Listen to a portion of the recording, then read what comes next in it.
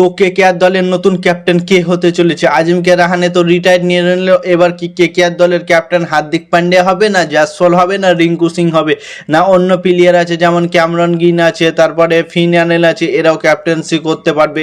এবং সুনীল নারায়ণের কথা তো কি বলবো, সুনীল নারায়ণও ক্যাপ্টেন্সি করতে পারে। এই দিক থেকে সব থেকে বেশি এগিয়ে আছে সুনীল নারায়ণ।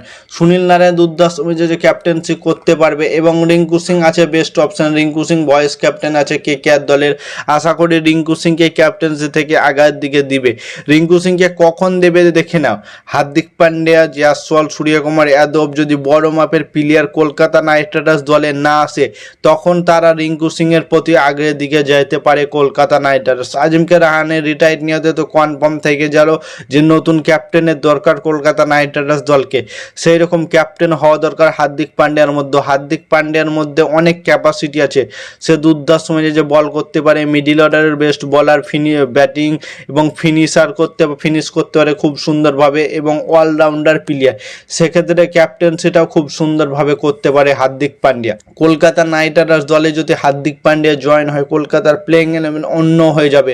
এবং জয়সওয়ালকে যদি আনতে পারে কলকাতা, তাহলে এই দুটো প্লেয়ারকে যদি একসাথে আনতে পারে তো 2027 আইপিএলে কনফার্ম চ্যাম্পিয়ন থাকো।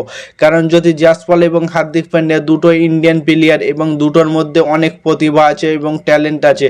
জয়সওয়াল তো একদম youngest player, Kolkata Knight Riders যেমন আঙ্কিশ রঘুবংশী আছে সেই রকম ইয়ংগেস্ট প্লেয়ার হচ্ছে জয়সওয়াল। ফিনানের সাথে ধরো জয়সওয়াল ওপেনিং করলো, কি দুর্দান্ত মেজাজে ওপেনিং করবে। এবং 3 নম্বরে আসবে রাচিন রবিন্দা, 4 নম্বরে আসবে আঙ্কিশ রঘুবংশী, 5 নম্বরে আসবে রিঙ্কু সিং, 6 নম্বরে আসবে হার্দিক পান্ডিয়া, 7 নম্বরে রোম্যান পল এবং 8 নম্বরে থাকবে সুনীল নারায়ণ, 9 নম্বরে অনুকূল, 10 নম্বরে হর্ষিত রানা এবং 11 নম্বরে থাকবে বরুণ চক্রবর্তী এবং ইনপ্যাক্ট প্লেয়ার হিসাবে কার্তিক তোগি, সৌরভ দুবে, উমরান মাল্লিক, যে কোনো প্লেয়ারকে চান্স দিতে পারে। কলকাতা নাইট রাইডার্স যদি এই প্লেইং 11 নিয়ে মাঠে নামতে পারে, তাহলে কলকাতার কাছে অলরাউন্ডার দেখো 5টি অলরাউন্ডার থাকবে। হার্দিক পান্ডিয়া, রোম্যান পাওয়াল, রাচিন রবিন্দা, সুনীল নারায়ণ, অনুকূল রয়, হর্ষিত রানা, 6টি অলরাউন্ডার কলকাতার কাছে। অলরাউন্ডার 6টার কাছে যদি 2 ওভার করে বল করিয়ে নিতে পারে তো 12 ওভার হয়ে গেল। এবং বরুণ চক্রবর্তী 4 ওভার 16 ওভার এবং কার্তিক তোগির কাছ থেকে 4 ওভার নিয়ে নিলেই 20 ওভার হয়ে যাবে।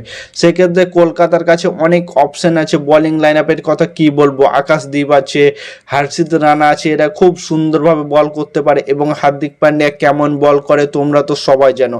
কেকেআরের বেস্ট হবে। এবং ওপেনিং এর কথা কি বলবো, ফিনানের সাথে জয়সওয়াল ওপেনিং করবে, দুর্দান্ত মেজাজে ওপেনিং করবে দুজনে। এবং অ্যাঙ্কার ইনিংস খেলার জন্য আসবে আঙ্কিশ রঘুবংশী এবং রাচিন রবিন্দাও খুব দুর্দান্ত মেজাজে ব্যাটিং করতে পারে, নিউজিল্যান্ড টিম থেকে আমরা তো দেখেছি।